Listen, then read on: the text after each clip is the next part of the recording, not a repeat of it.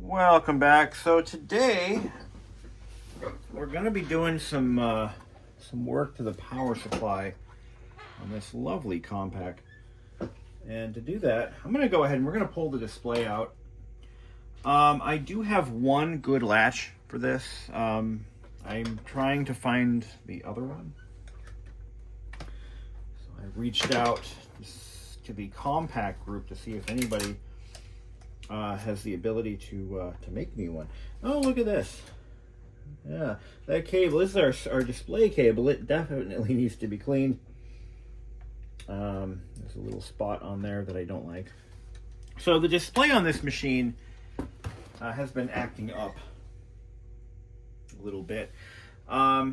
It appears to be inconsistent, and I suspect two things. Number one, we have a power supply that is whistling Dixie, and so that means transient voltage regulation issues. And we have a cable here that's got some spots on it. Looks like a little bit of, not quite corrosion, but I can't believe it's not corrosion. I can't believe it's not butter either. But anyway, what I want to do is I want to pull the power supply out, and we're going to start working on that. That's a good place to start when troubleshooting these kinds of issues, because as we all know, it's never lupus, but it is always capacitors. That's a rule. Anytime I have any issues with electronics these days, first place I'm going to look, well, obviously, we're looking for liquid spills and stuff. But capacitors is pretty much where you're going to find your problems. It's always capacitors, especially something from the mid 90s, 1994, 95, whenever this was made. Yeah, that's a given. That's a freebie. That's like, capacitors are like the free space on the bingo board, or the free space on the bingo board, because that's where you're going to want to start your journey. Just because it is such a problematic.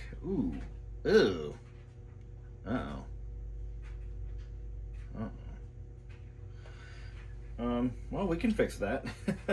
We've got a hinge here that's busted. I might have a good one. If I don't, no worries. Yeah, this hinge is completely broken internally. Look at that. The hinge itself, not the plastic it's bolted to. So good news. I think I have a good hinge for that. All right. So there's that. Now we got to dig deeper. So I've already went and I've ordered a new battery, a new CMOS battery from our friend Jesse Fenn. Jesse Fenn, I think his i3086SX on eBay. He sells rebuilt batteries for these, and he does a battery exchange program where he will rebuild your battery for a nominal service charge, and it is worth every penny, friends. It is worth every penny. He's good at what he does, and we value him. So Jesse Fenn is going to be your battery guy. i3086SX on eBay, I think that's his handle. Good man. I've done some business with him in the past. So let's get this power supply out, shall we? Looks like there's a screw here. What is that? Yeah, we got a screw there. Now, as for my battery or my floppy drive belt situation, I have leads. So I have reached out to my belt supplier, and actually, I'm lying. I didn't reach out to them. I just went on their website, and I picked out an 8 or an 8.5 inch square belt, 0.7 millimeter. And I'm thinking that's going to be the one. So, if I'm right, I'm right. If I'm wrong, I'm wrong. Not only did I do that, but I also went and took a look on eBay, and I found a company or somebody in Germany who is selling a belt that looks like it just might be the Goldilocks belt for this guy. So hoping that's the case. Watch out, parts falling. Let's get all the loose crap out of here. Rebuilding a laptop like this can be a bit of a journey. To put it lightly.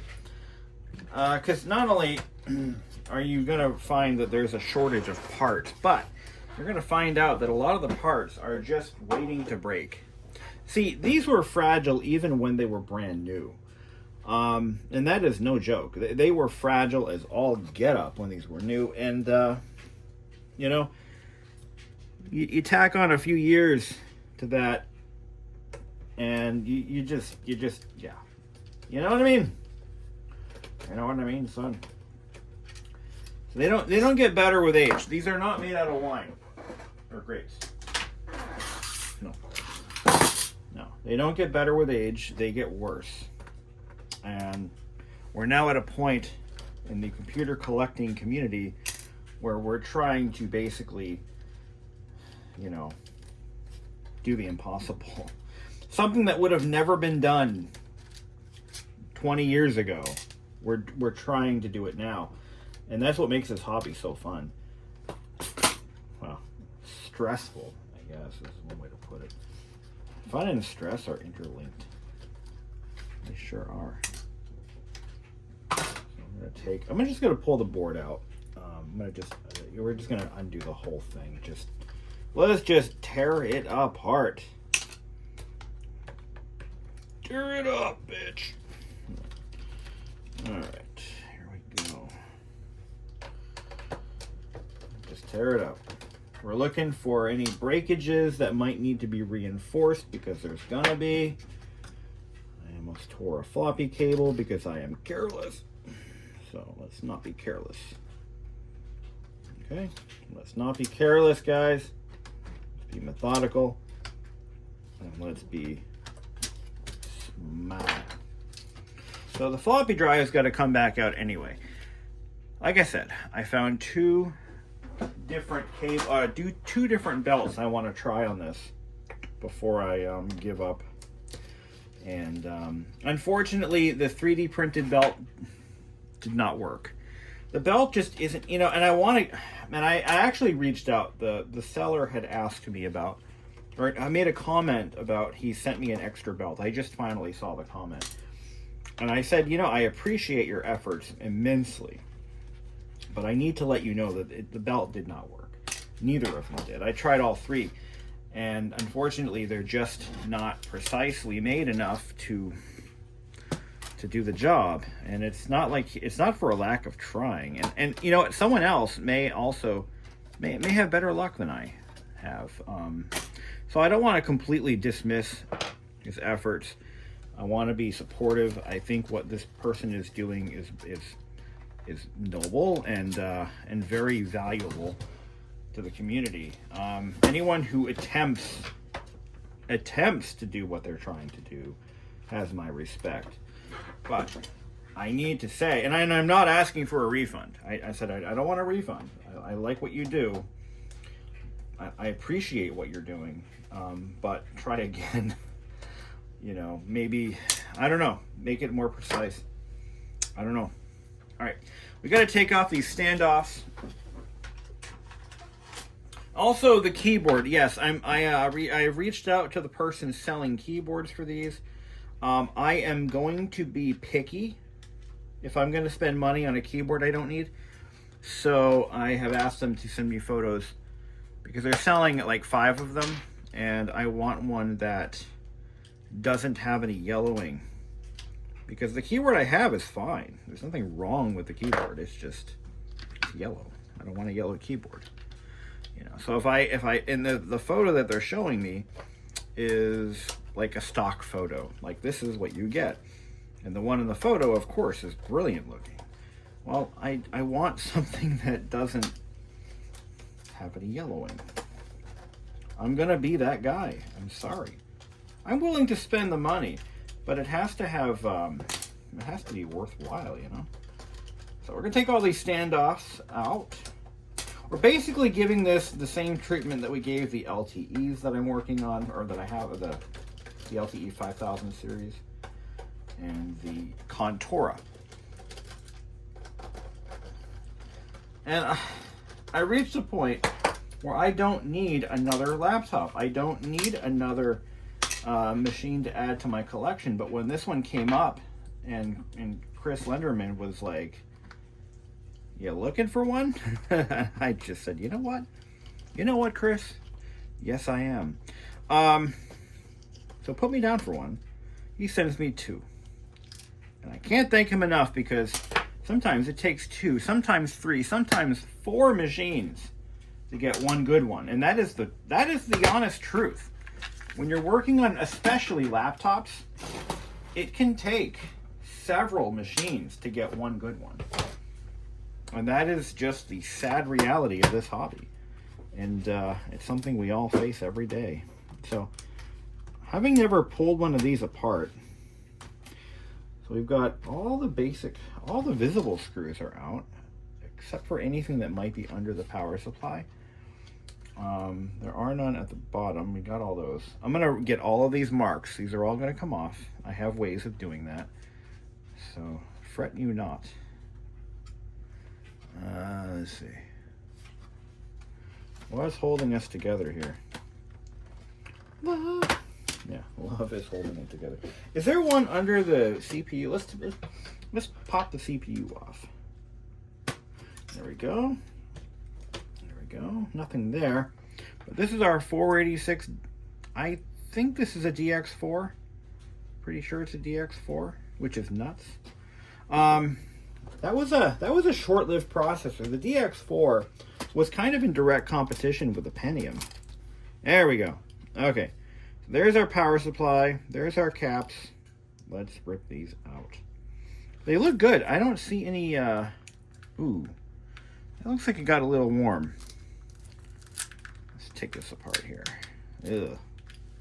So this is an integrated DC, oh. Okay, I thought I saw this thing blowing up here. Yeah, this is like an integrated DC power supply. So we got, some oddballs too. They're not leaking. And there are no electrolytics on our main board at all. There are none. There's our little bitty cooling fan. It's adorable. Now, this laptop does have a probably a 19 volt socket here. So this is designed so that you could use this in an airplane or a car. You would just buy the car charger or the airplane charger or whatever, or airplane adapter. That was a thing. When you bought a laptop back in the day, you could buy what was literally a myriad of adapter cables.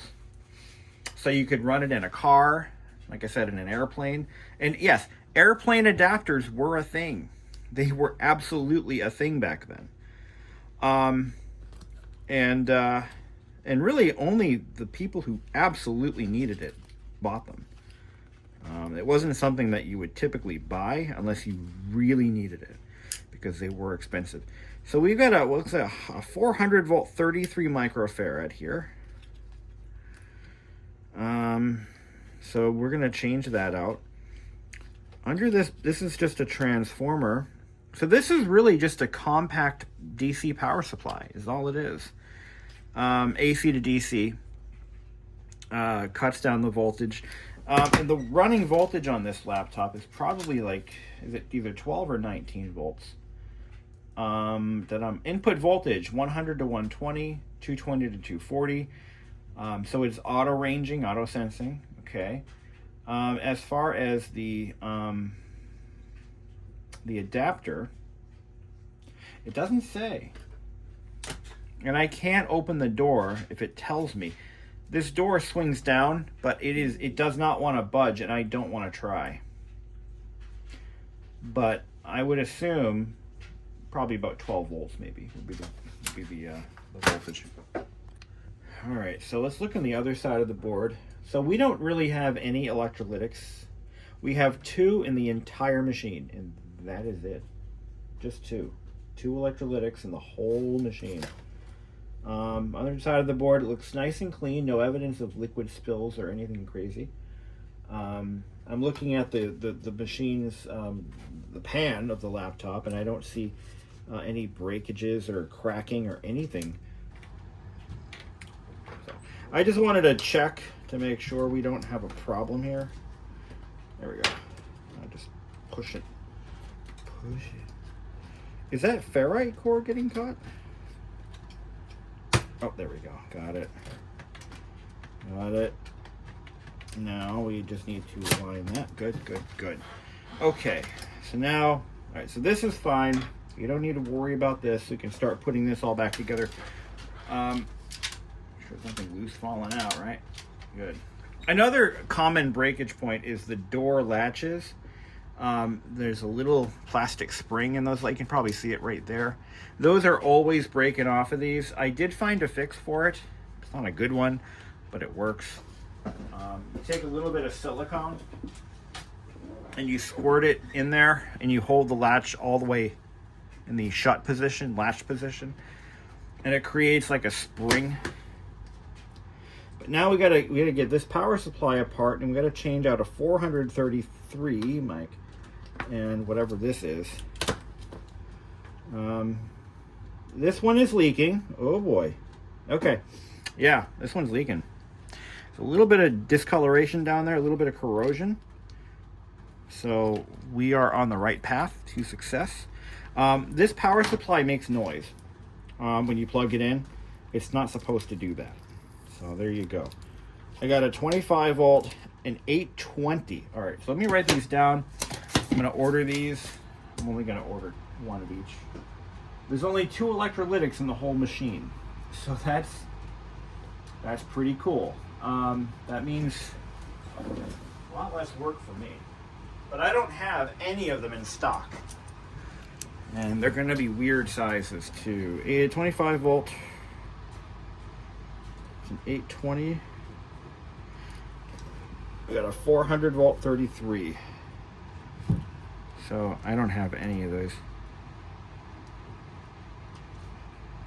All right, so those are going to put on my shopping list. Now we got to pull the display apart and check it for any damage. And while we're in there, we're going to look at installing at least one of the 2 latches I have. And we have to replace a hinge. So thanks to Chris who sent me 2 of these. At least I have a shot at redemption here. Take these rubber plugs out. Don't lose those.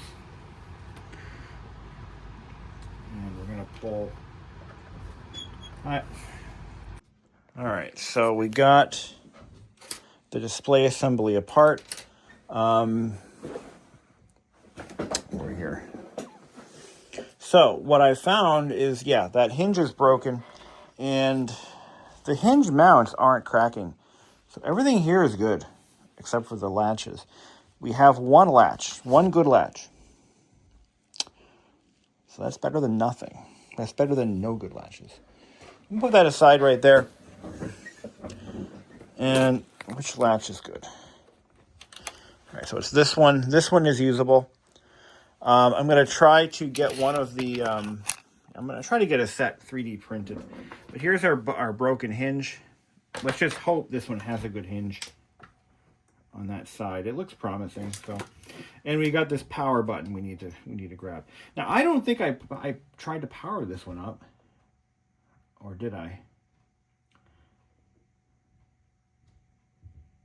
I don't think I did. It doesn't matter. This is not the one we're saving, but I'm going to show you on this unit where all those weak spots are. So if you look, now everyone I've ever come across from this era, they're always cracking here and here. Always, always, always cracking here. It is a crying shame that back in the day they didn't have anything more durable than, well, what we have here for plastic. This was it. And I know that part of the one contributing factor to the plastic failures has to do with these screws coming loose. So when they're tight, they apply tension and pressure equally to where it's needed. When they start to loosen up, that pressure, that force, that tension, it shifts and it concentrates to the wrong areas.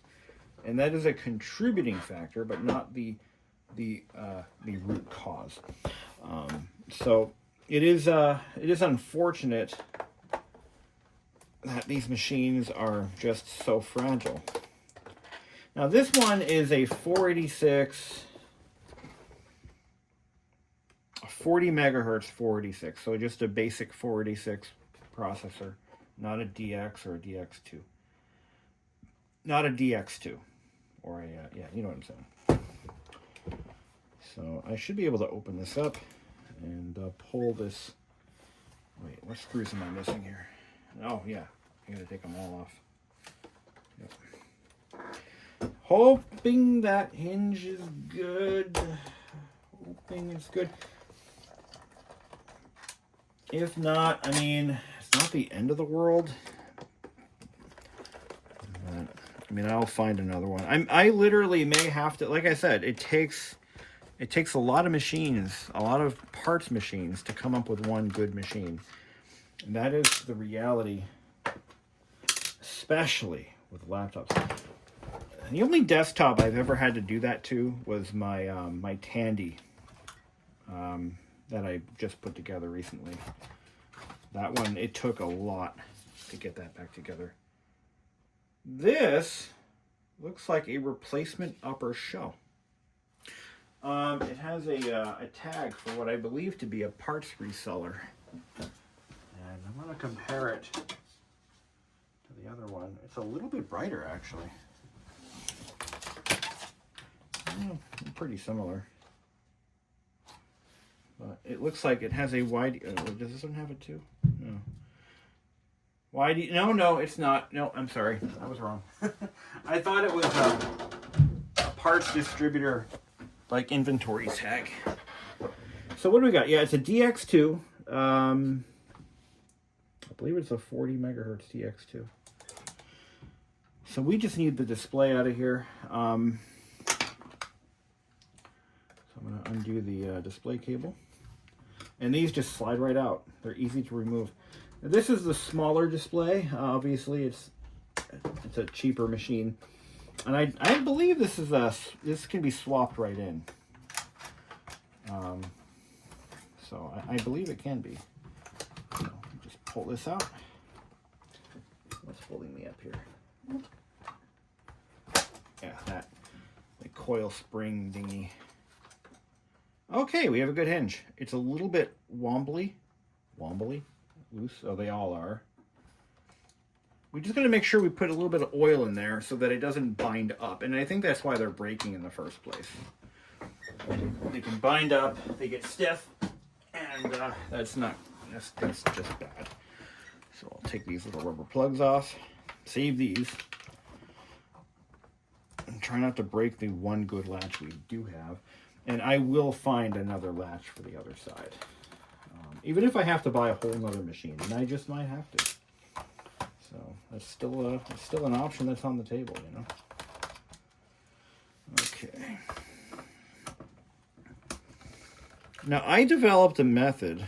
Oh no, this one may not be good out. Oh, okay. It looks like the casting is cracked. That's not good. Well, again, we may have to buy another machine. And these are selling for stupid money now, so there's that. Let's see. Yeah, this has got cracks, and this one was beat up pretty bad. Yeah, this was probably out in the field, bounced around a truck, you know. I mean, you all know about the Compaq 5000 series was synonymous with McLaren because they were used for programming the ECUs in the McLarens and to, you know, remap the fuel injection and whatnot. Diagnostics, the whole thing. The ECUs on those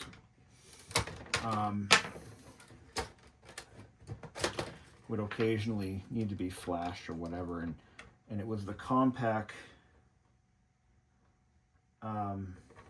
LTE 5000 series that they used. Now, the problem is, and why the LTEs became so important, is because of some copyright protection that McLaren was using back in the day.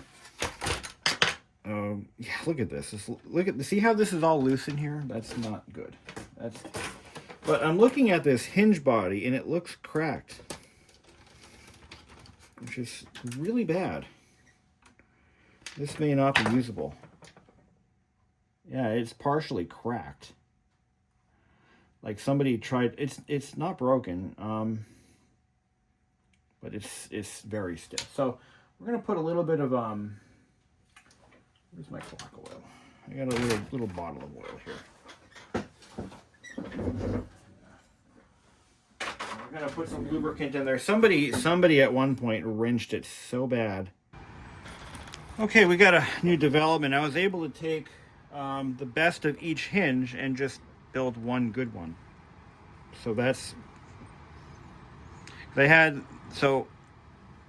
the display side of the original hinge was fine. It was the other side that was broken. This is all busted ass.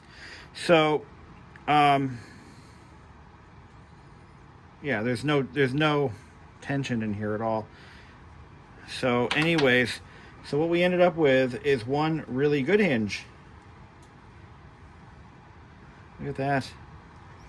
And I use my vise to press these back together again with a little bit of super glue to keep it bonded. If I ever need to separate them, well, I'll just heat it up and burn the glue off. So that was a win. So now all we got to do is take the other hinge and we're going to put a little bit of lubricant in it. And the lubricant is to keep the hinge from binding up, as it will do. So that's important. You don't want your hinge binding up. So there's that. Just kind of work that oil in there. There we go. But yeah, everything's good. Oh, I see a crack, but it's not anything I'm worried about. There's not really anything to fuss over.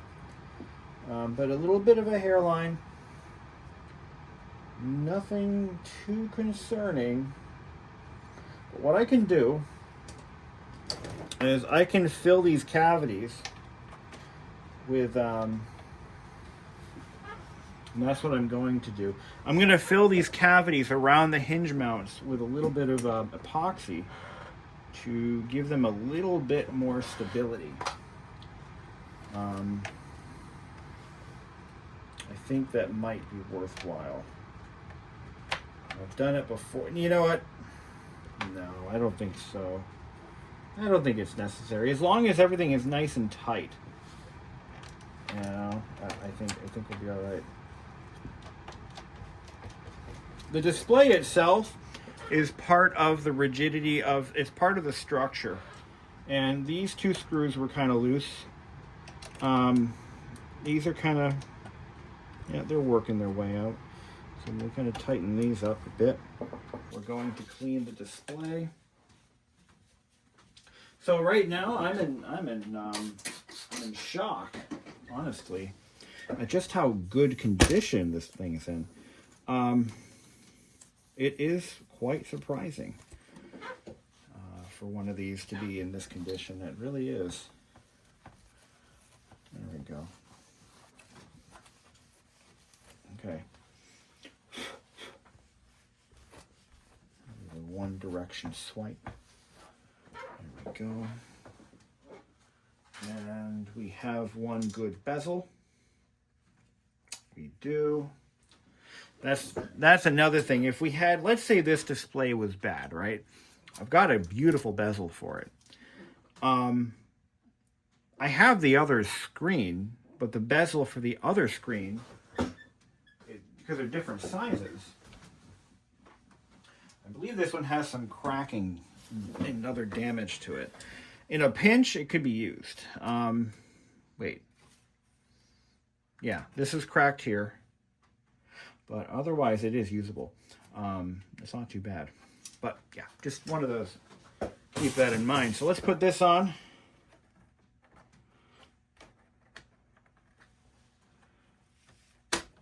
Okay. And we'll do a nice cleanup job on this. This is going to have to come back off again, but we don't have to pull it out of the machine. We can just do it in the machine. Okay. Real important. The screws right here must be torqued real tight, okay? Because they provide half the support for the hinges. Fully half the support for these hinges is on this screw alone. And it's the same with other models too. The contours are the same way. The screw tension or screw torque really does matter in a big way. So now we'll put our plugs back in so we don't lose those. And yeah, it doesn't matter what direction they go in, they're the same. We'll clean these up later.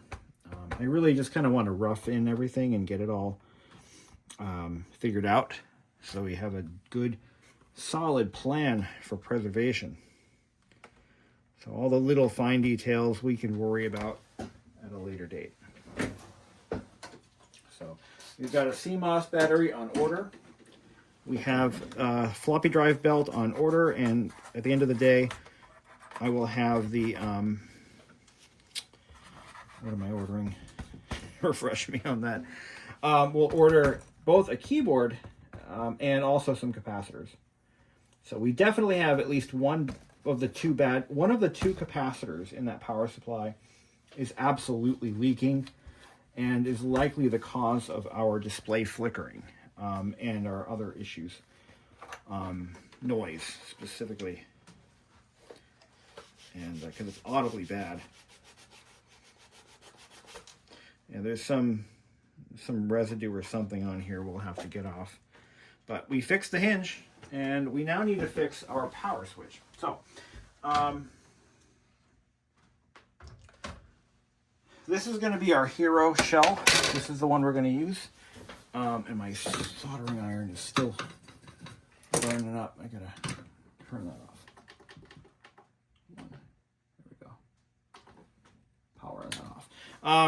So this power switch, so I'm going to pull this power switch off, and I'm going to take the power switch off the other shell. But before I do that, I'm going to wash this really well under hot soapy water. I'll do that real quick. All right, so we got a little bit of stress cracking on this part that I think I can fix.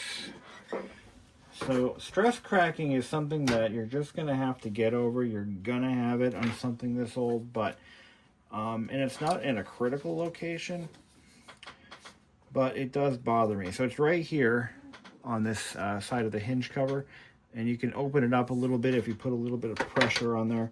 So how are we going to fix that? I need to figure that part out.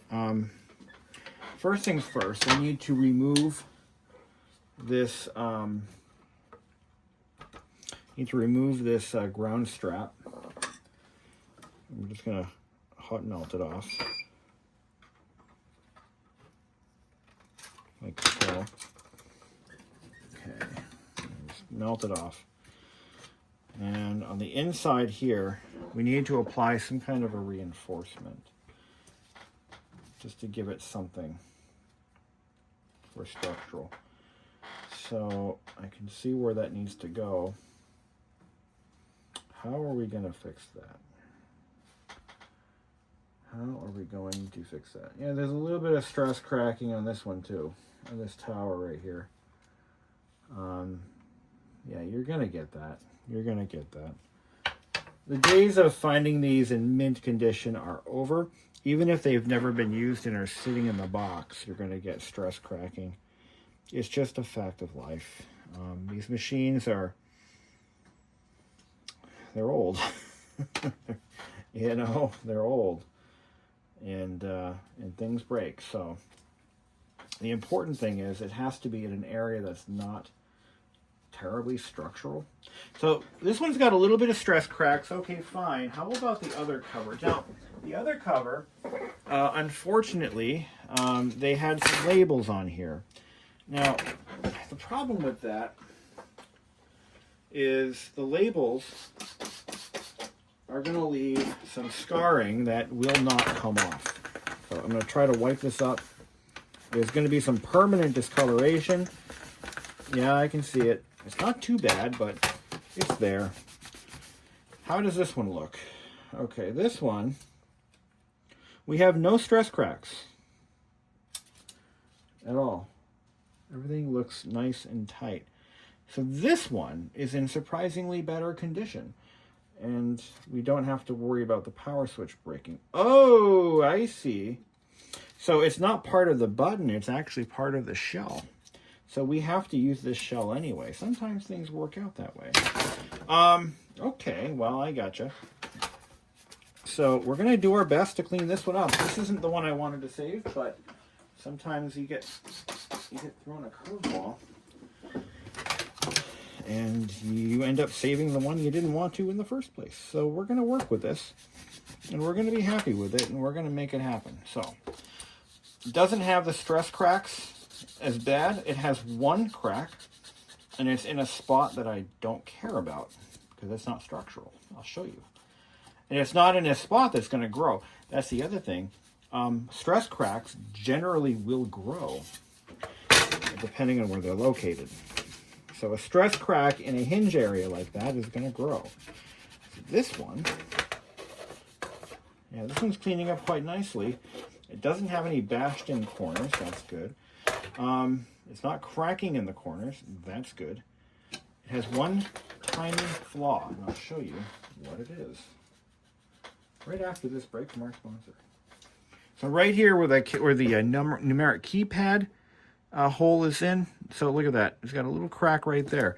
That's not a problem. That's not structural. That is okay. And in the important areas, there's no cracks. This is luck. This is luck. So, what are we going to do next? Well, we got to clean this one up as best as we can because it's going to be our new shell. If I really wanted to, I could retro-bright this, but then it wouldn't match the rest of the laptop. So we're going to just be okay with the slight discoloration where that label was, which, by the way, was the machine password. I would be very upset if I was their IT director. I would be pretty mad. Maybe they didn't matter. So yeah, just a little bit of discoloration, and also we're missing the label that tells you not to use it because it's bad for your wrists. So I couldn't have gotten luckier with this combination of machines. Chris, you're a hell of a mensch, I'll tell you. It's like you took both machines completely apart, figured out which one needed what, and found just the right combination of parts to make one good unit. It takes skill and experience. But we'll clean this up as best as we can, and we're going to use it. We'll save all the extra parts because obviously they're not in terrible shape, but we're being nitpicky. Now all this abrasion here, that's all right. That's okay. We're fine with that. We're going to live with that. I'm going to use a magic eraser, as a matter of fact, and we're going to get rid of all that abrasion. So the nice thing is this is molded in color, but even if it wasn't and it was painted, we could just repaint it. So we're good. We're happy. Clean it up.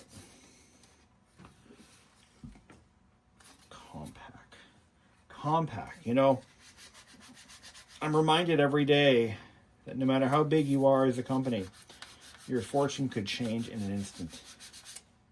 And Compaq is a name brand that If you were around in the 90s, they were one of the biggest. It was Compaq and Dell, HP, Gateway. But Compaq they were strong in the business field, you know. So your parents back in the 90s, if they had a laptop for work, there was a very good chance it was going to be a Compaq, not a Dell. Not an Apple, but a Compaq. Or an IBM, if they were wealthy as a company. But Compaq they were the laptop. They were the computer to have. Because they were affordable? Well, their consumer products were affordable. You know, they were sold in places like Walmart, Best Buy, Staples, and online. You could order one through a catalog. You could order custom build, just like you could with Gateway. But generally, Compaq was known for bundling. But when I was, you know, anyone who had a laptop back then, it was mostly Compaq, because they were a great product. So yeah, this is the shell we need, because we have this little piece that hasn't broken off yet. I say yet, but we're getting there, guys. We're getting to a point where we have parts that are refurbishable, repaired, ready to use. Now this is obviously a bad hinge. Not really much use to us. So.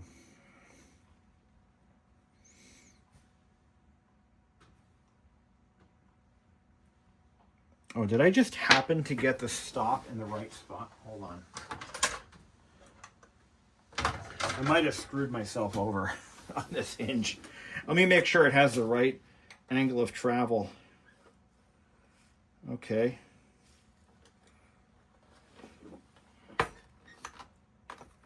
Yeah, we got lucky. I got it right, because there's stops built into it. And it looks like I got it just right.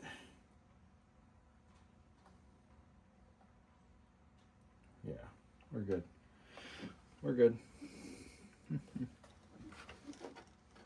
Yeah. She's going to be a sweet machine when she's done. It's going to be the envy of,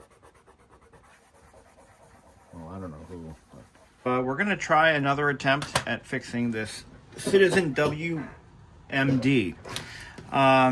So, all right, W1D, whatever. Same thing. Same damn thing. So let's get ourselves a screwdriver. We're going to take the drive apart the correct way this time.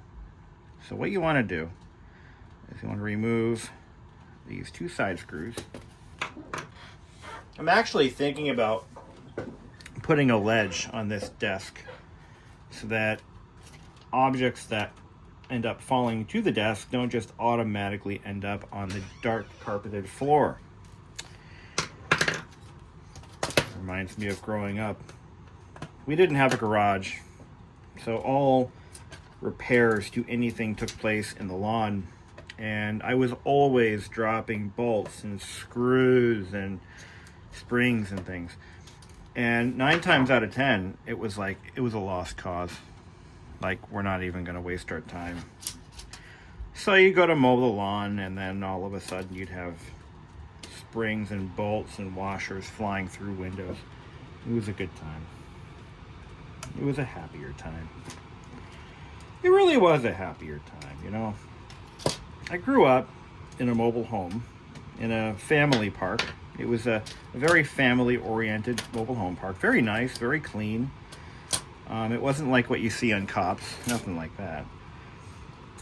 It was a great place to grow up, I'll be honest with you. In fact, if I were to raise kids today, I would, you know what? We're selling the house, we're buying a mobile home. It was really that nice. It was that close-knit, you know. Different time. Anyway, but yeah, we didn't have a garage. We had a shed, but it was very small. And it's not quite big enough for fun activities. Let's see. So yeah, we got to remove these stops, these little plastic stops. So previously we tried a 3D printed belt, and that did not pan out. And I reached out to the maker of the belt. I said, you know, I want to tell you, but I also I don't want to make sure that I'm not coming off as complaining, but neither of the 3 belts he sent me worked. And I said, I applaud you for your efforts, and I was very curt with him, or very how can I put this, supportive. I said, I'm not asking for money back. I just want to, I applaud your efforts. You know, takes a different kind of person to want to try to help out so many people with this little problem. And his belts may work for some people, but they did not work for me. I did not mean to drop the head on itself like that. That's a bad time. Don't do that. You can crack the head that way. But as you can see, that 3D printed belt just kind of did its own thing. So what I did was I cut one of his 3D printed belts and I measured it end to end, and I bought a 0.7 millimeter belt of that size, or close to it. So I hope I didn't break the head. Oh, anyway, so let's see how far off we are. So here's the 2 belts side by side. Oh yeah, it's the perfect size. This is an 8-inch, I think. Okay, I'm looking at the wrong line. It is a square belt reel, R-E-E-L 8.6. So this is what I bought. It's got my address on it. If this belt works, I'm going to tell you where I got it. I got it from turntableneedles.com. It is the part number SBR, that's Sam Bravo. What will be the phonetic language, NATO alphabet for R? Square belt reel, 8.6. That's SBR 8.6. It's about $4 for this belt, and if it works, there's your solution. You're welcome. Now, I've heard of people using a 1 millimeter belt. I think that there's not enough clearance for, oh, you know what? This might actually work, guys. SBR 8.6 inch. This may actually work. It's looking good. There's also an 8-inch, but the 8-inch looked like it was going to be too short. Yeah, this is the challenge here, trying to get the belt around the here. So what we'll do is we'll put it around the motor pulley first. Get the motor in position. Okay.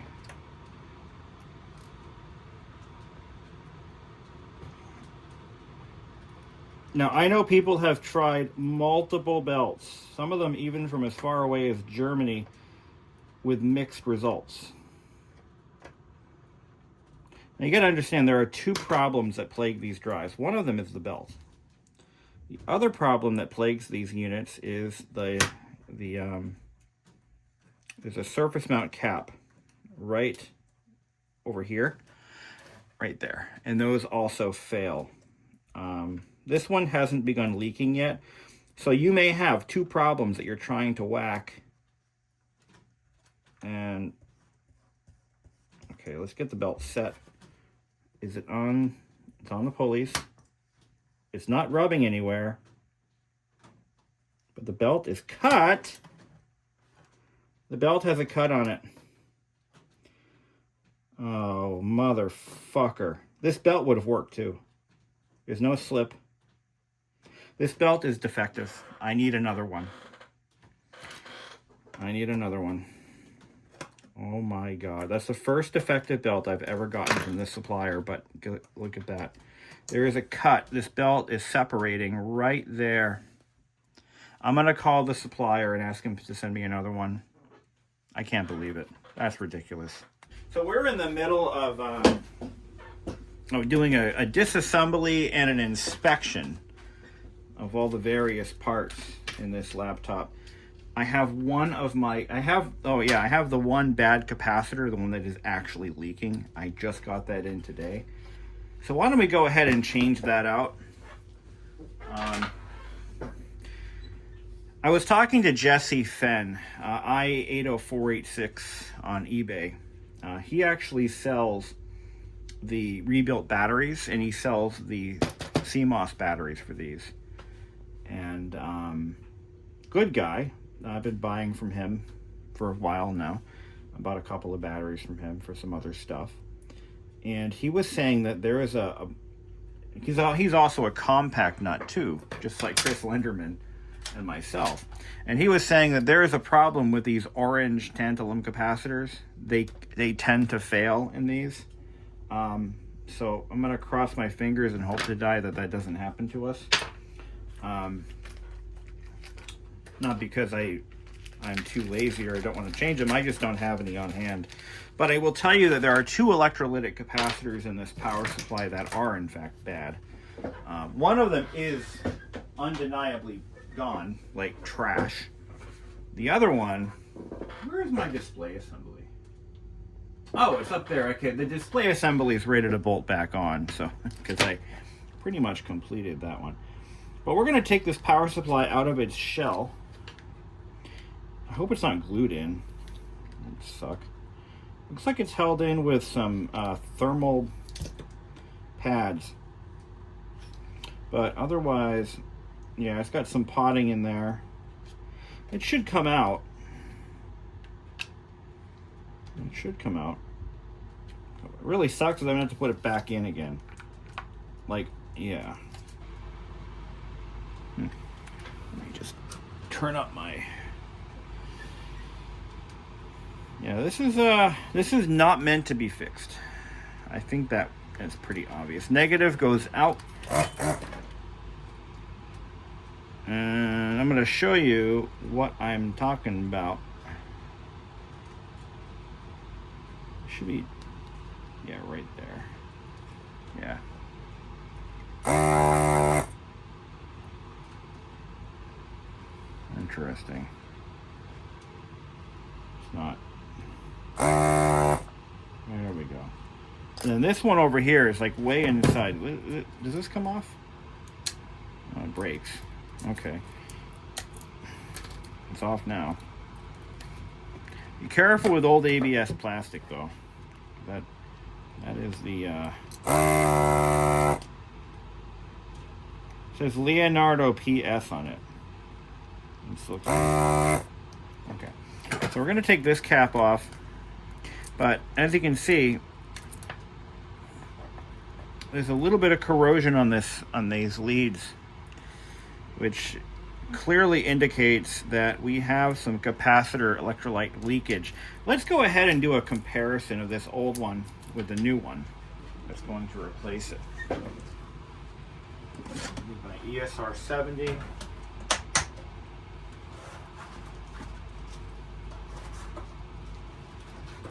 I grab my ESR 70 here.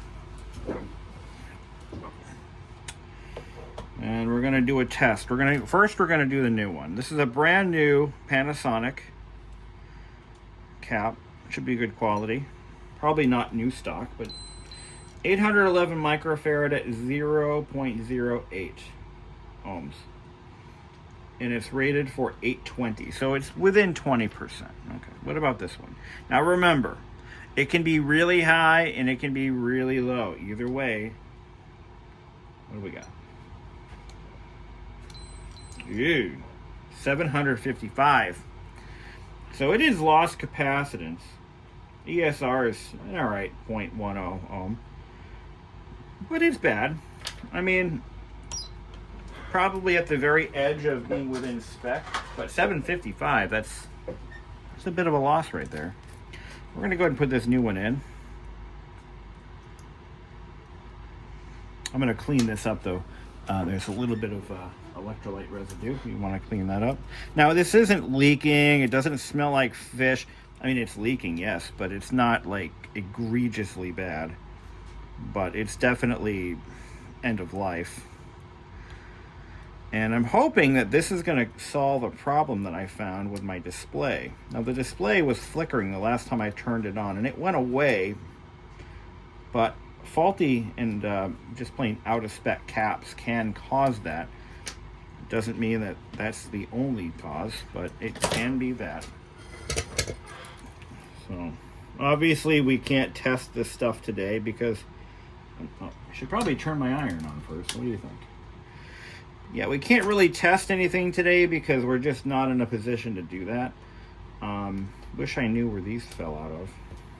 Anyway, there we go.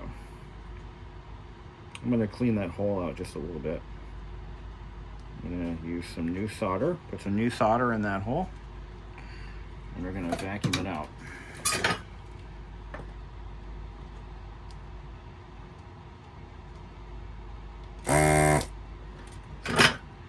Makes it any easier to get in there.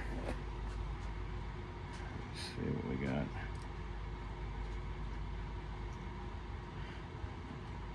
Yeah, I got the positive lead in, and now I got the negative lead. Okay, so now we're good. We're good now. Again, can't really put the shit back together because we still have to do the other cap. All right, we're going to continue on with our power supply repair. I just got the new caps in, or the one that I didn't have. Problem though, this one's a little bit, it's the right length, but it's too thick. And the leads are short. So we got to do some tomfoolery here to make this work. All right. This is going to be exciting. Not. So how are we going to do this? Well, easy solution. We're going to take some, we're going to do this. I'm going to do some wire. I got wire here. We'll use that. It looks like it'll just about fit where it needs to go. Barely, kind of, sort of. So let's mock it up. Let's put it where it's supposed to land. And let's see. Oh. Where'd it go? There it is. Why don't we do this? We'll put it in like, I'm going to fold the leads down a bit. Give it some room. All right. Okay, so that's going to go in like that. And this cover,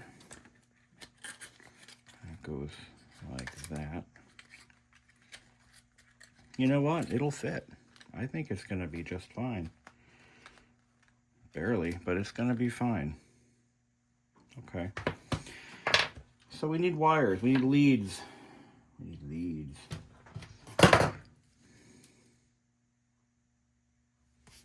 So we'll make leads. Okay. You know, the nice thing about this power supply is, in and of itself, it could be handy because it just puts out 18 volts. I could actually just power test it right now. It's a fully integrated power supply. So, you know, I mean, why not, right? I thought this thing was on.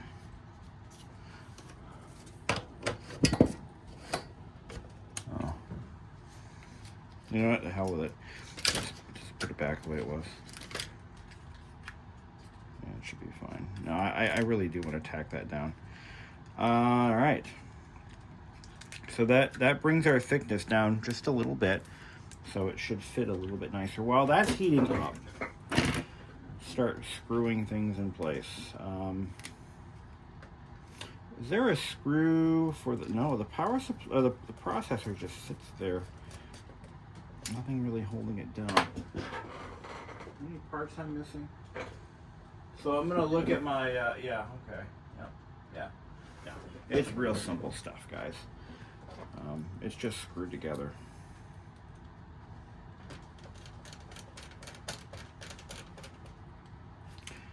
With the short screws, don't long screw where you short screw. Don't short screw where you long screw. Keep your screwings precise and accurate. Best advice ever. And for a little bit of added ballast, we're going to put the hard drive back in. Like so. Yeah. And the battery, maybe put the battery in. It's not like it's doing anything. I did reach out to Jesse about a battery for this, and he can absolutely build me one. But he has some personal projects he's working on, so I don't think he's going to get to it immediately. It's going to take him some time. And I think this board has had some rework done. Ooh. Let me show you.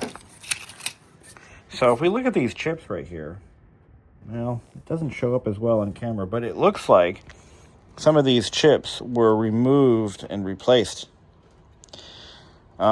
Just based on the messy desoldering job here. I think this one has some warranty work done. So this could be a reman board. Very likely. It's very possible that could have happened, even back then. So, yeah.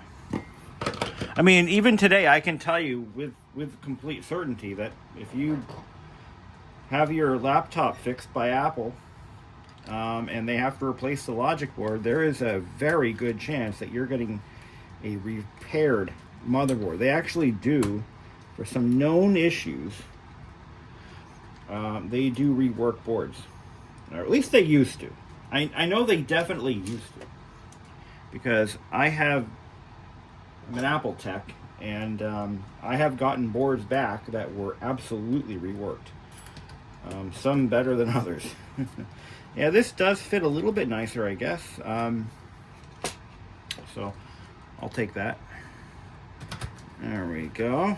Screw, screw, screw. Why are we not? Oh, there we go. Got it. Okay. Everything nice and tight. Nice and tight. Get our processor in there. Blow it off for good luck. This is the DX4. I think it's a DX. I'm pretty sure it's a DX4. Yeah. Alright. Which is kind of cool. Because I haven't had a lot of experience with the DX4s in my career. This guy goes on like that. That goes on like that. And then this kind of goes like that. So I'm going to grab a keyboard. As I was saying, we're going to build this thing up in stages. If I get it running to my satisfaction, then I'm going to spend the money on a good keyboard, one that isn't yellowed. Or, and I've thought about this, I'm going to attempt to retrobrite one of these two keyboards. All the keys. Take the keys off, and I'm going to retrobrite them. I don't know if it's going to work, but I think it's worth trying. There's that. Okay, so I've got a keyboard in there. I'm going to lock it in. Okay. Now I just got to find a power cord. I had one set aside for this. Where did I put it?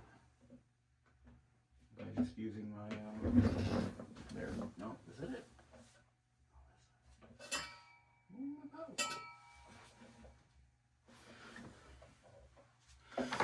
That had to be the one. Found it. Okay. Were we successful?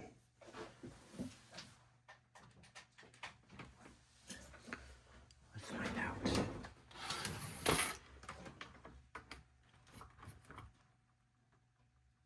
Okay. For starters, it doesn't whistle anymore.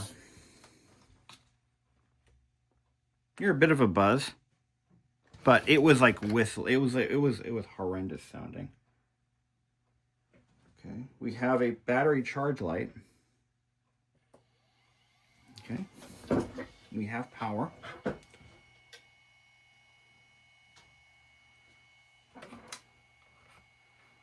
I did not line up the display. There we go. It's lined up now. Display looks clear and is not shaking. We have a checksum invalid. Floppy drive seek check. Okay. We have made progress. We have made progress, guys. On a couple of fronts. The display is clear. It's not shaky. It's not doing what it was doing. The hinges are fixed. Okay. That's a big one right there.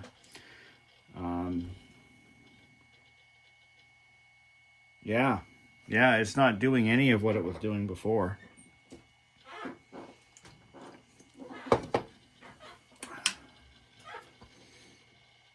See how far we're going to take it. So we're at a DOS prompt. I'm going to go ahead and I'm going to put a floppy disk in there.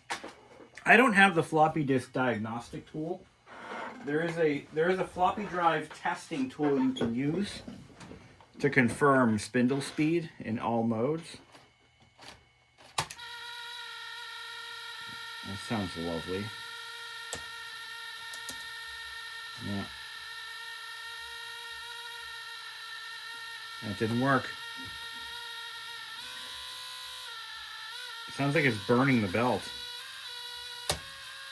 Okay. That was not a success.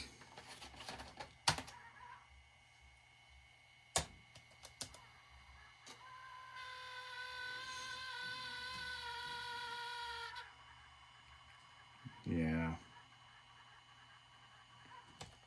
This may be a candidate for open flops, my friends. I tried.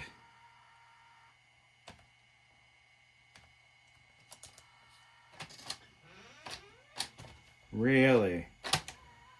No. Yeah. Well, we have the German belt coming. I'm surprised. I really am. That belt should work. Unless the belt broke. Now, I talked about this briefly. That belt was defective. It had it was slightly split. So I think we fixed most of the problems except for the floppy drive, which was the one we were trying to fix in the first place. So what have we gained? I don't know. Okay. Let's do this. Power supply is good. That is off my plate. Screen is good. That is off my plate. Just need one latch. All right. Let's take another look at our little floppy drive and see where the failure is happening. Because I'm telling you, that belt should work. Like, there is no legitimate reason it shouldn't work. I'm going to stick by that. It sounds like the motor is just thrashing. It's not even spinning. So what's going on? What is really going on here? Let's see. What is happening with this stupid floppy drive?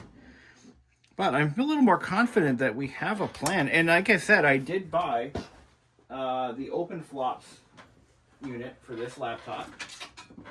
Not what I want to do, but it does give us an option for data I/O. So let's crack this guy open one more time. And I had a lot of people rooting for me, but they were like, yeah, this isn't going to work. Yeah, good luck. You're just going to have to do open flops. And I'm like, you know what? I have confidence in me. Oh, boy. Why? Did it throw the belt like the other one did? We shall see. But now there's no reason it should sound like that. So there's something going on here. There's something going on. What's happening here? Didn't throw the belt. Nope. But it looks like it's frozen. Okay. Well, let's see why it's frozen.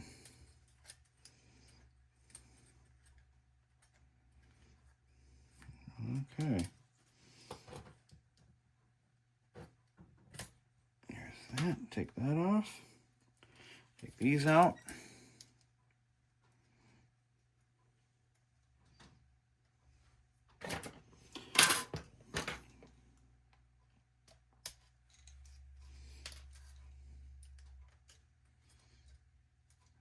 Okay.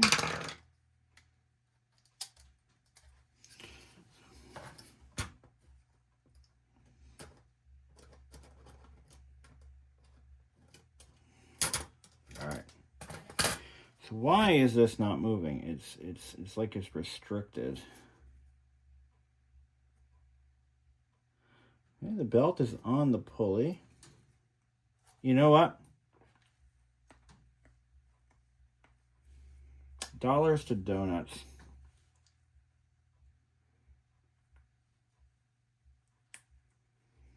The issue is because the belt is too tight.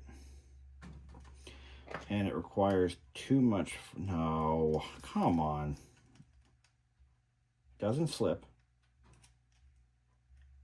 Okay, it does slip a little bit. Oh, yeah. It is slipping.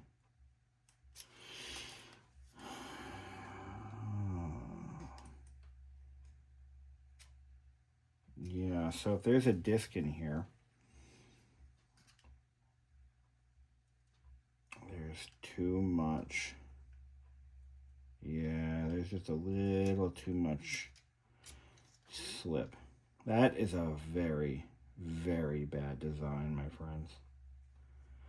That is, I don't think it could get any worse than that. That is a stupid design. If that's really what's hanging it up. I mean, seriously. I can get a tighter belt, but I don't think that's what it needs. No, I'm afraid, guys, that this is just not going to happen. So how much slippage are we talking here? What the hell kind of belt were they using? I mean, it doesn't... Let's put a disc in here, right?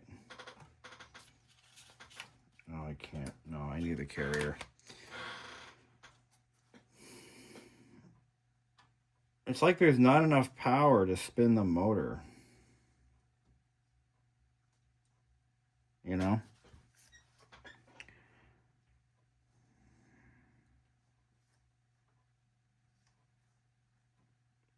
$16-volt 33.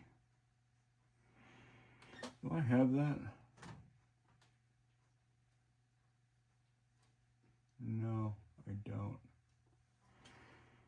Like, is the motor not getting enough power? Is that the problem? Or is there something else going on here? That moves freely.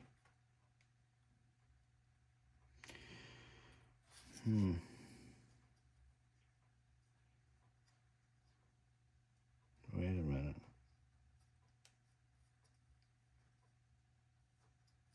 Okay. All right, that does move.